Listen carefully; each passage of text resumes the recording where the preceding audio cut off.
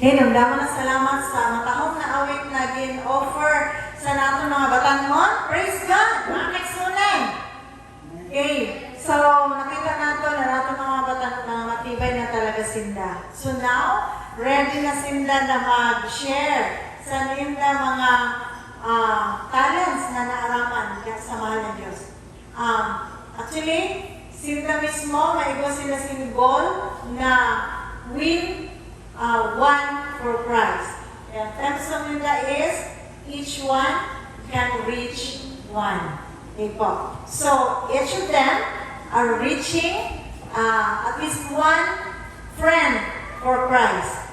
Okay. So, this is one way na aton makita na ang Ginoo, ang atong pangalagan sa Ginoo nagatubo dida sa aton mga puso, dida sa aton mga buhay, no? Dahil kita mismo makasabi na we are improving. We are reflecting Christ every day to others. Okay. So now, ang sabi sa kanta, ang puso naton, ang puso ko ay panatag na dahil si Kristo ay buhay. Okay. So, as Seventh-day Adventists, no? As Seventh-day Adventist Church are believing that Christ is alive, no? The Christ that we are serving is living. Ang Ginoo na atong gina-serve, buhay. Okay. Buhay siya, kaya mga kaibigan, aram na He will come. From the word Adventist, the word Advent, root word. Ang gusto sabihin sila mga kaibigan, na ang word na Advent nagahula sa pagbalik sa Ginoo, sa ikaduha na pagbalik, no? I-search niyo na sa internet kung ano ina gusto sabihin sa word na Advent. Ang word na Advent, mga tao na nagahula sa ikaduha na pagbalik ni Jesus Christ. Kaya, tawag kita na Seventh-day Adventist Church. Mga tao na nagasimba sa ikapito na adlaw na nagahula sa pagbalik ni Jesus Christ. Okay po. So now we come to our topic for this divine service, no? Reflecting Christ, a Christian parent's responsibilities. Okay, so let us pray. Dear God in heaven, we thank you so much for the wonderful day that you have given us, a day to rest our cares from all this work and to focus alone on the mission, on your studies, on the study of your holy word. Bless us today, reflect on us, and fill us with your Holy Spirit. Give us wisdom from the holy throne of your grace. In Jesus' name, amen. Okay. Sabi pa ganyan sa nilan, usad na Bible expert, no? Sermon expert, I mean. Ano na, preacher expert. Sabi niya, pagka Sabado daw, di kita sa simbahan, si Satanas, nagasuroy-suroy na nila. Diba? Sabi ba ganyan sa Matthew, na Satan is like a roaring lion. Na nagalibot-libot siya. Di lang dahil Satan nagalibot-libot sa sulod sa labas sa simbahan. Pagka Sabado, nagkakada magaling si Satanas sa sulod sa simbahan. Pero naman, si Satanas daw, nagkakada sa sulod sa simbahan, kaya naman, ginatungtungan ang mga mata sa mga kaigsunan. Amo yan na pagka-Sabado, pagka-Sabat, pagka-oras ng pag-sermon, pag-preach, may mga kaigsunan kita na, makikita ka na piyongan, mata. Kaya sa Satanas gali, dili siya nalipay na kita maghatag sa naton focus, sa naton attention, dida sa pulong sa Ginoo. No? Kagna na pa man, ang iba ginapunit, ang mga bata, Satanas. Mga bata, iba na mga bata ginapunit. Kaya na pa, amin na may mga bata na sa sulod sa simbahan, nagpasaway, nangis, or naghimo sa mga bagay na makapasamok sa pagsimba. Then, may mga, si Satanas magali, naghingaw-hingaw sa mga tao sa Ginoo na para dili ka makahatag attention attention sa iyang mga pulong. Kundili, ano sabi? Adto kita naghatag attention sa atong mga katarakin. Adto kita pakistoryahan, kaya dili kita naka-reflect. So I hope na everyone, wala sin matagulog ni Satanas, yan na aga. Kundili, we reflect ourselves or we focus ourselves to the message this morning. So may God bless us. So reflecting Christ, a Christian parent's responsibility. So, kita mga kaigsunan, bilang mga katawhan sa Ginoo, gihatag kita instructions sa Ginoo. Makita sa Proverbs 22 verse 6. Ano sabi nila? Ito na nang mabasa. Train up a child in the way he should go, and when he is old, he will not depart from it. O ano daw? Sa Tagalog, basahon tatanan, mga kaigsunan, tatanan. Turuan mo ang bata sa daan na dapat niyang lakaran. At pagkat tumanda na siya, ay hindi niya hiniwalayan. Mawikaan 22:6. Oh, turuan. So, ako kanina ang sabi sa mahal na Diyos. Now, bilang mga katawan sa Ginoo, bilang mga ginikanan, kaginin natin mga kabatanunan, someday, maging ginikanan man kamo. Diba?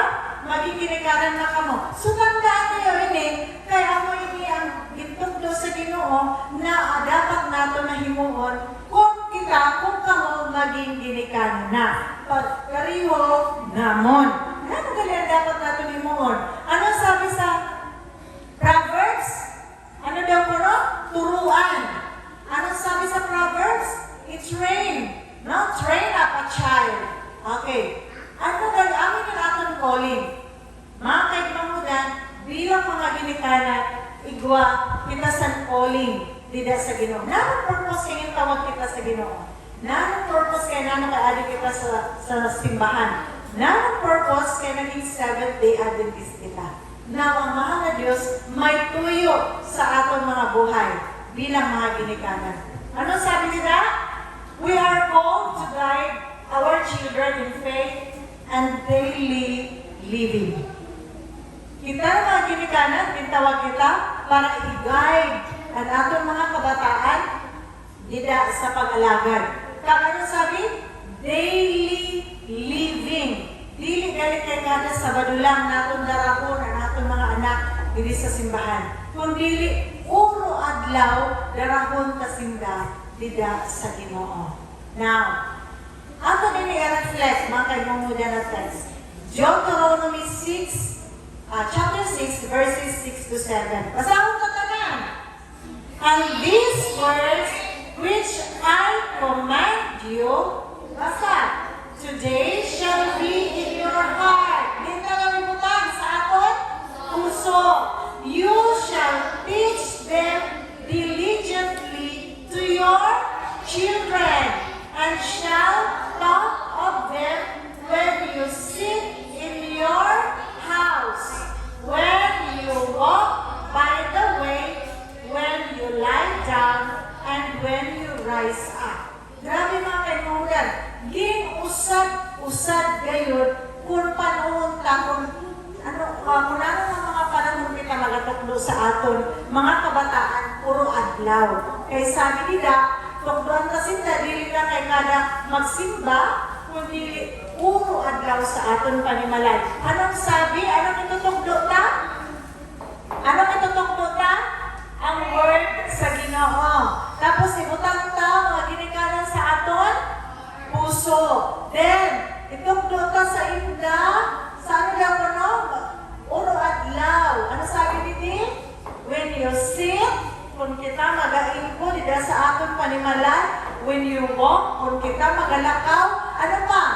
Kung kita antes magakaturo, gagano pa? When we rise up, kung sa aton pagmata. So, kami naman kay Mumudan, na sa aton mga panimalan, Seventh-day Adventist, actually, Seventh-day Adventist lang ngayon sini ang nag-practice. Kaya naman, we are teaching our children to live daily with God.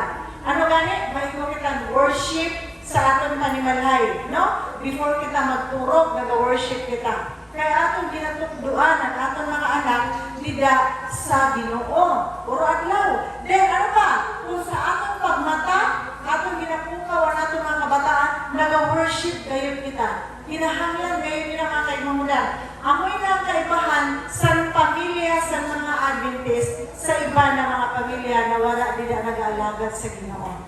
Hinahanglan gayon ang pag-worship sa atong panimalay. Now, ang mga kabataan, how about sa mga kabataan nato na dili Adventist at mga ginikanan? Kamu ang ma-guide sa inyo ginikanan sa pag-worship. Sino ang nag-worship dili pagkagabi? No, sa atong family. Wala nag-worship? Mga kaigsunan, kung namin nila mga katugduan sa Ginoo, sa aton inimuon sa aton mga panimalay. Mag-worship gayon kita daily para dili kita masulod ni Satanas. Kaya kung wala kita nila sa Ginoo, mga kaimamulan, si Satanas amo gayon ang magasulod sa atong panimalay. Kaya naman, pareho siya sa gayon na nagatulog talibod oro adlaw. Pasin kita matukog ni Satanas. Ano sabi ni Di? Itugdo tagayon ini. Ano? I-reflect nato. Ano sabi ni Di sa Tagalog? Ang mga utos niya itanim ninyo sa inyo puso. Pag-aralan ninyo ito sa inyong tahanan. Ano na mga kaimamulan? Ituro kag pag-aralan. Ano ba sa English na? Teach and study. Okay, so adi kita. Teach. Ano nga ni? Duha lang na bagay ang atong pag-adaran niya na. Sabi ni Di, bilang mga ginikana, ituro. Teach. Number 2, study. Pag-aralan. No? Pag-aralan. So, kung atong basahon ng Isaiah 54:13, sabi nila, all children shall be taught by the Lord, and great shall be the peace of your children. Ano daw mga kaimamulan? Kung natin daw mga kabataan, ginatugduan talaga sa Ginoo, ang kalinaw, ada gayon sa aton panimalay. Ada sa aton mga kabataan. Si Jesus Christ, nandili pa siya sa kinaban, intokluan siya sa iya Eloy. Sinong Eloy ni Jesus? Sinong Eloy ni Jesus? Si Mary. Very good. Si Mary, ginatukduan niya si Jesus about the scripture. Scripture pa rin sa una. Okay. Then, sa nagdako na si Jesus, adto naman siya sa church. Siya na ang nagtukdo.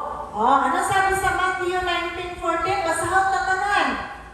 Let the children come to me, and do not hinder them, for the kingdom of heaven belongs to such as this.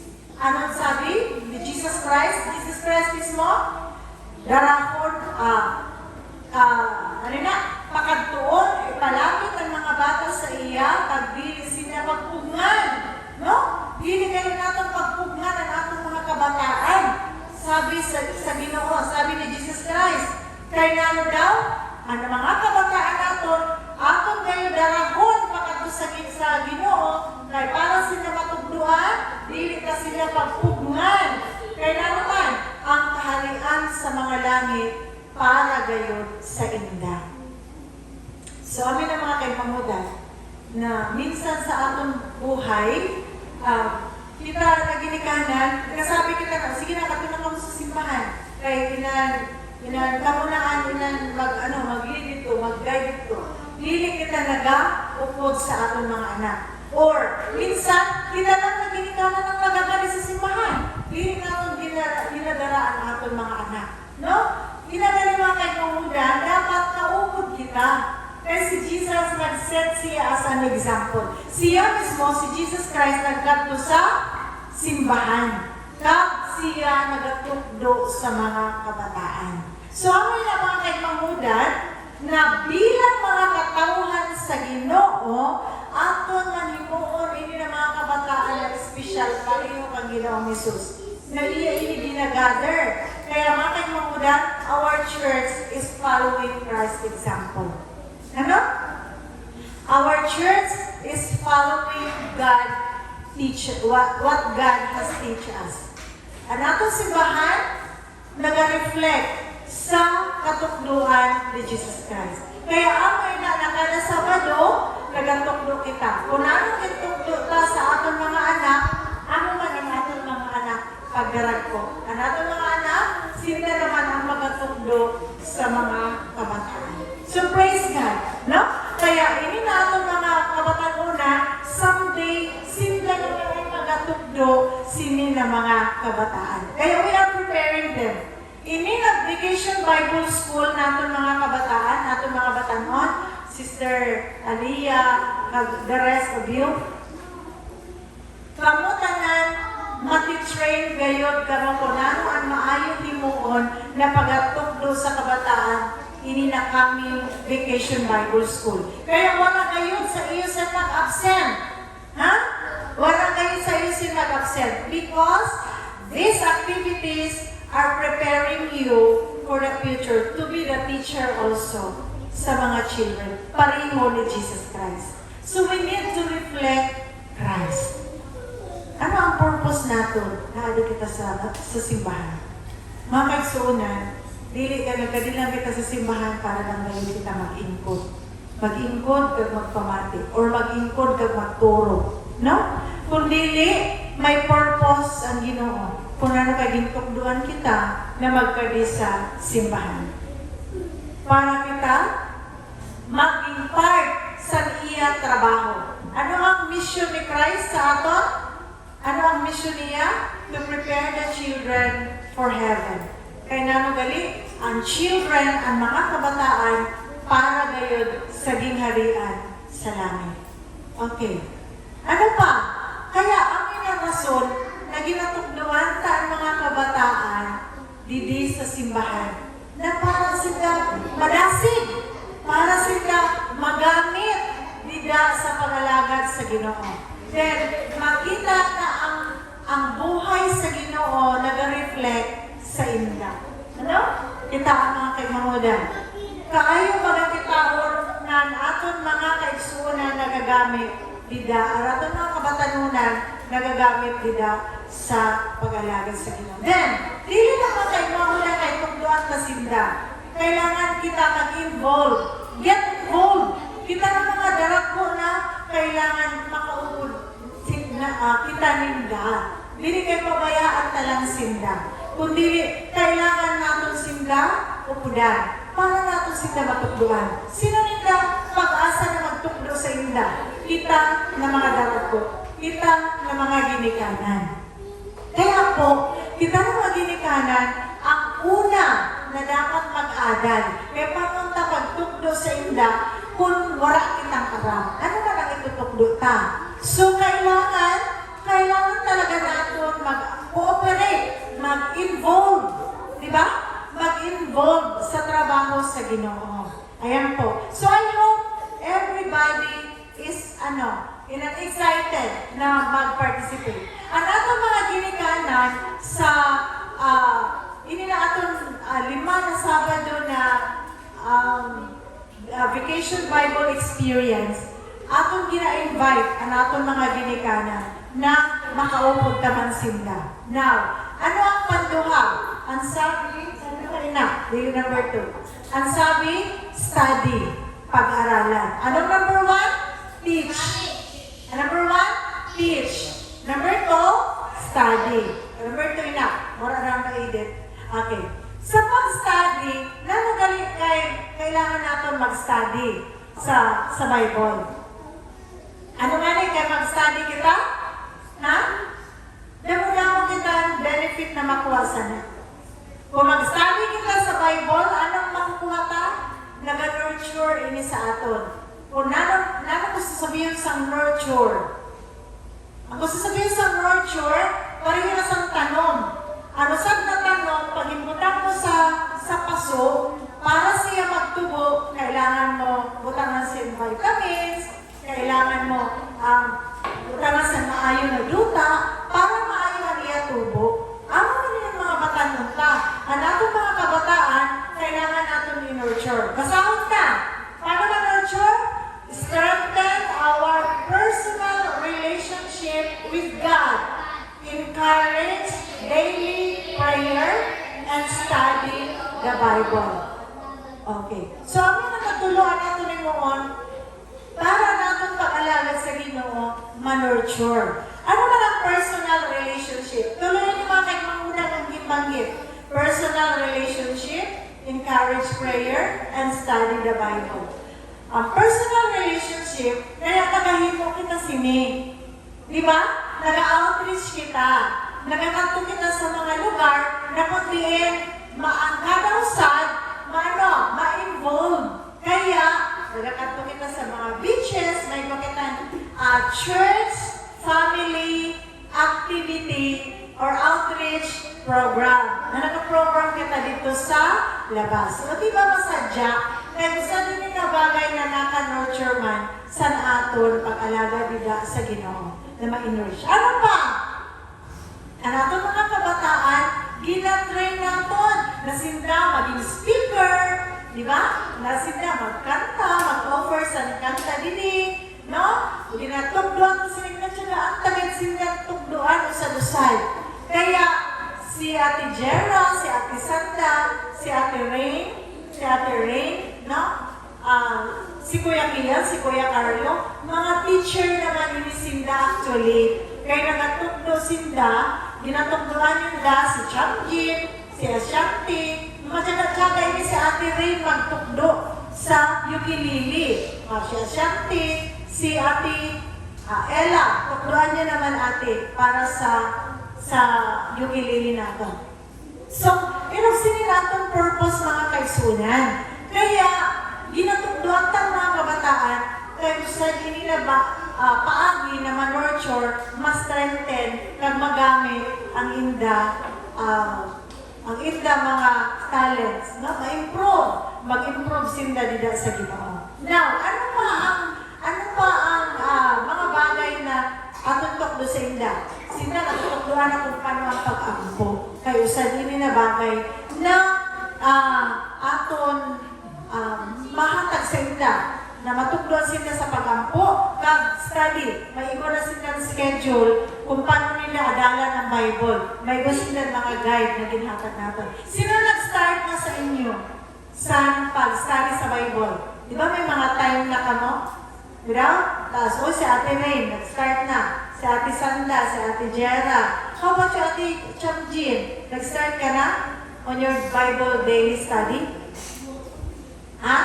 Okay. Remember that is your commitment to the Lord. Dili na commitment niyo kung kanayla. This is your commitment to God. No? So, be consistent. Ano sabi nila? Consistent sa inyo commitment nila sa Ginoo. Then next, ano nato ni mo bilang mga ginikanan? Ano ni mo kanta daw? Model Christ-like character. Maging example daw kita sa ugali sa Ginoo. O dili kita mauriton, dili kita yung nagpermilang siyak sa atong sulod sa balay, kundi ano nga ni? Show kindness, patience, and honesty at home. Ano daw? Ang pagkamaayo, ang pagkamapasensyahon, kag honesty. Ang ano honesty? Sa Tagalog? Sa Bisaya? Ano nga ni honesty?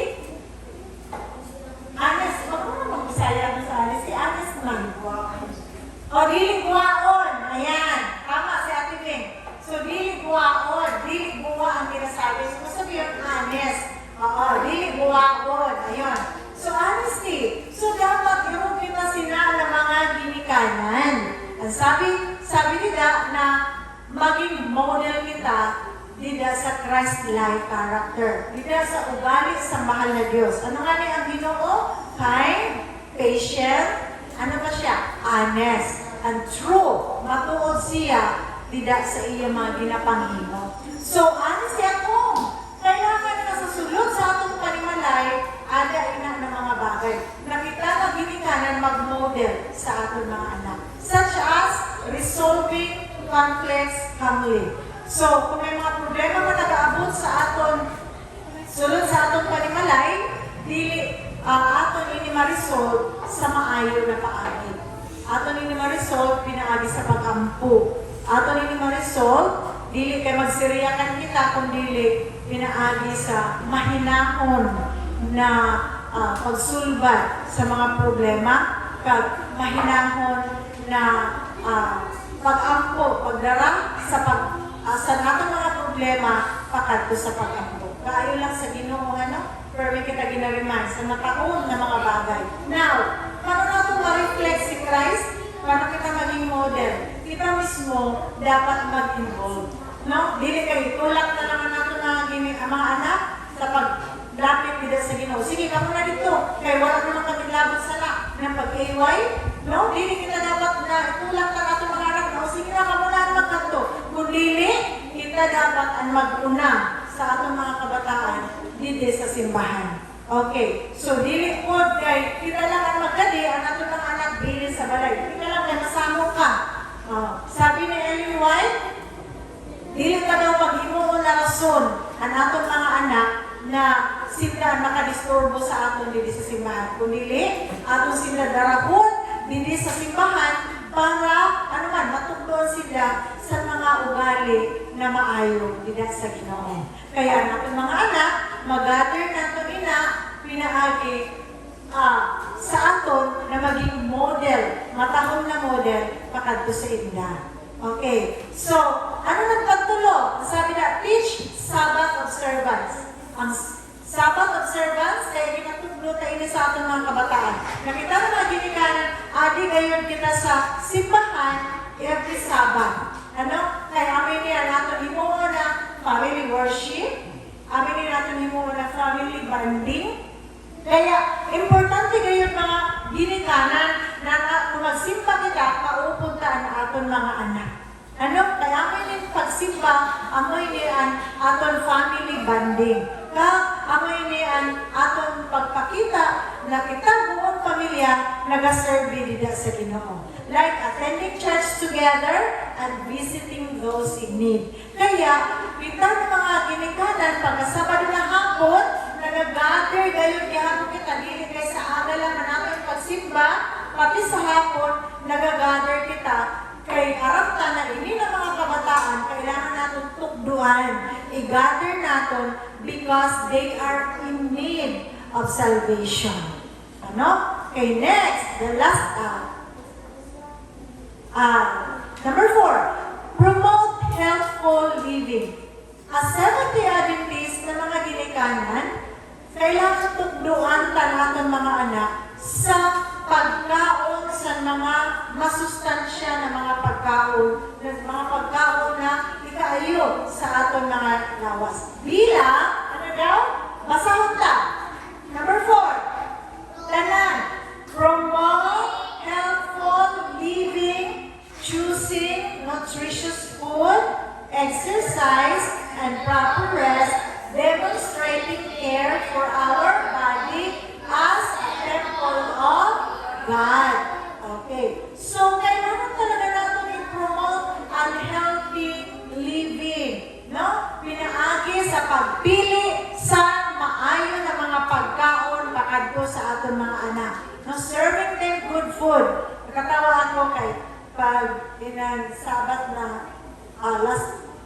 lagi na Sabat, nagla ko yung si Ray kasi si Ella pagkaon sa balay, kaya tulad sila, tatata pa, alas 7:30 pa lang. Nalakarapon pa lang kami. Sabi ko, dali na ka mo kayo, magkaon na kita. Sabi man ni Ray, makaon ka Ella? Ella, ano na magkaon sila? Tofu, kaguan, gulay. As in, nakatawa ako kay Harold na ni Ray ng pagkaon sa balay. Memorize na niya.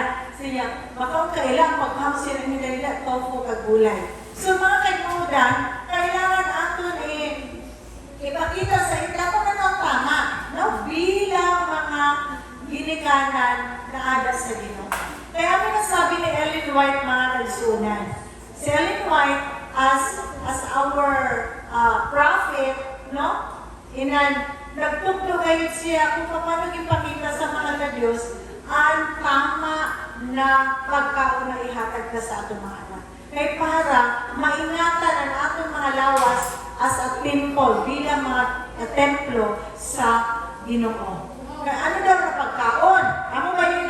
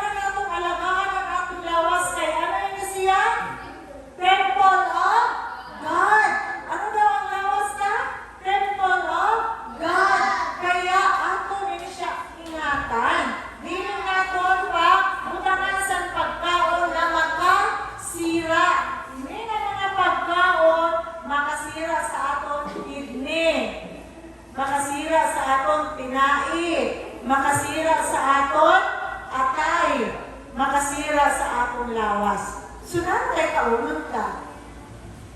Mga ginikanan, sana kita mismo ang mag-una sa aton mga anak. Nadili na kita magbakal sin soft drink sa aton balay. No? Nadili na kita aton reflect kung ano ang ginatugdo sa Ginoo sa aton. Ano ang title sa aton, ano yan ang message? Reflecting Christ. Paano natin maipakita ang mahal na Diyos diya sa ating mga anak kung ginasira taming dalawas? Kita mismo nagasira, nagabakal sa mga pagkaon na makasira. Kitaan ninyo ini. Ginasangsangan ninyo ang inyong mga pagbasan mga pagkaon na dili maayo. Ano yan natin sa niya pa? French fries. Ano ba nila? Ang French fries, maayo sa lawas, dili. Ano mo galing na dili? Ano ka ginakaon nyo? Pag nakato kami sa Jollibee, ay, French fries lang sa akon. Sino nagkakaon dito sa Jollibee? Anong gina-order nyo? Chicken. Ano pa? French fries. Burger. Diba? Chicken. So, dili, kinakanan, maayo sa lawas. Masabi ka mo, ano mo kayo kinabalikan na sa Jollibee? Kung dili na maayo, kung nakasira. Negosyo, tabi, ina. Kaya sabi sa mahal na Diyos, my people are destroyed because of lack of knowledge. Ang aton mga katauhan, sinda, malaglag. Kahit kulang sinda sa kaaraman. Kaya kailangan mga kaipangudan, dili nato nila i-ignore. Nabagan, wala, buta-bungol lang kita. No, mga batanon, aram ninyo na hindi makasira sa inyong lawas. Nano kay kauno ninyo? Kita ng mga ginikanan, aram kayo ninyo makasira sa ating lawas. Nano kay kaunon ka ini? Kita ng biktima sini. So ano lang ka ng kaunon ta? No? Dili dapat yun ang mga pagkaon na makasira sa lawas ta. Ano ang kaunon ta? Damo-damo galing ito dapat kaunon na makaayon sa atong lawas. Ang prutas ka, mga gulay. Ano ba ako sinusura? Ay gulay naman. Okay, so sino nagkakaon gulay sa iyo balay? Okay, very good. So tanan na nagkakaon sa gulay, nalipay kayo ng Ginoo sa inyo. Okay, last. Ano kita bilang mga ginikanan? Ano ang himuunta? Encourage, service, and readiness for Christ's return by involving children in helping others, such as community outreach and teaching them to live with hope and purpose. Grabe mga kaimudan, no? Alam niyo mga kaimudan, simple lang ini. Pero kung imo usad-usadon, pag imo batyagon, kita na mga ginikanan, may responsibility gayud kita sa aton mga kabataan. Dili lang sa mga kabataan na sa aton sulod sa panimalay, kundi sa mga kabataan sa aton komunidad.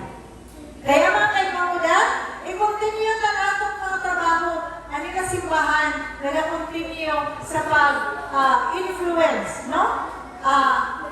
This is a place of influence, of teaching children to come to Christ. Ano sabi ni Jesus Christ? Let them come to me, for the kingdom of heaven is such as this. So anong sabi mga kaipangunan nila? Sabi-sabi ka?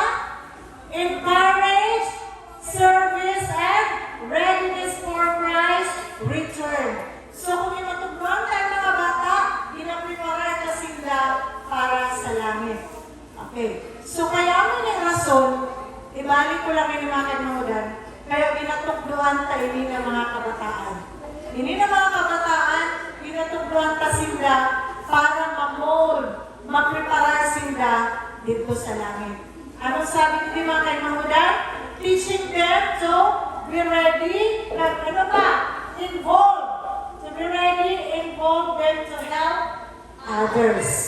Kaya, yan na, Vacation Bible Experience, ma-involve ka mo ng mga kabataan para ninyo ang kalipay sa mga katawhan na nag-survey dito sa Ginoo. Na ma-share na ninyo ang kaligtasan pakadto sa iba. Kung mabatyagan nila na ang buhay gali dili sa mundo, igwasin purpose. So I hope, mga bata, you continue to use your talents for God's service. I hope na kamo na mga kabataan na na-train nila sa Ginoo, iyo gamiton ang iyo mga talento para nila sa pag-serve dayon sa Ginoo. Amin ang rason, kaya kamo na magkinatukduan, kay para mamatyagan niyo na dili lang kamo na buhay dito sa mundo, na sige lang nakatlakat nila sa mga street. Kung dili, ano gani Ate Sanda?